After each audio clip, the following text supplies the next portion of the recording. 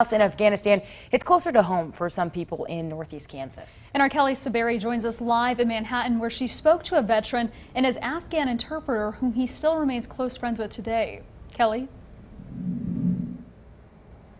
Brooke, Molly, today I met Matt. I'm calling him by an English name to protect his identity and, more importantly, his family back home in Afghanistan. He once opened up his home to U.S. soldiers trying to protect him, but now he calls home a place where his friend, Commissioner and veteran Aaron Estabrook, lives right here in Manhattan.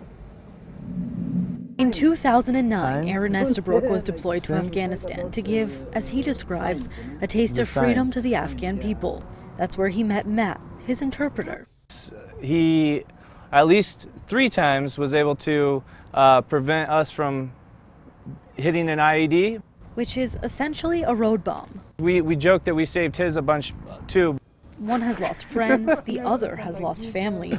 Matt's brother-in-law was shot in the head and killed by the Taliban this summer.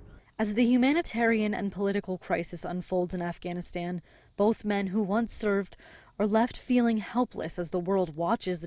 We had people that devoted their last breaths to fighting in that country for an idea of freedom. A war that started after 9/11 may be coming to an end for U.S. troops, but a new one begins amongst the people unable to escape. Yeah, this is my request from United States President. Today, help them with the people who is in the more trouble, in Afghanistan.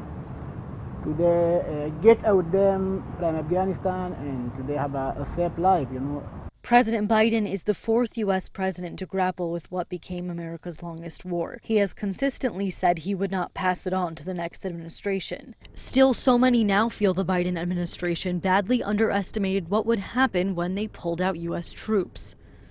Kansas Senator Roger Marshall says, quote, "The White House continues to get it wrong every time on foreign policy." He went on to say, quote, "Our focus now must be to get our people out safely."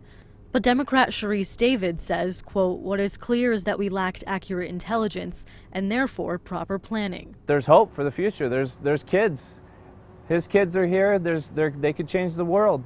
They could go back to Afghanistan someday and bring back reforms, and there's people like that all over the world, so it's not over yet.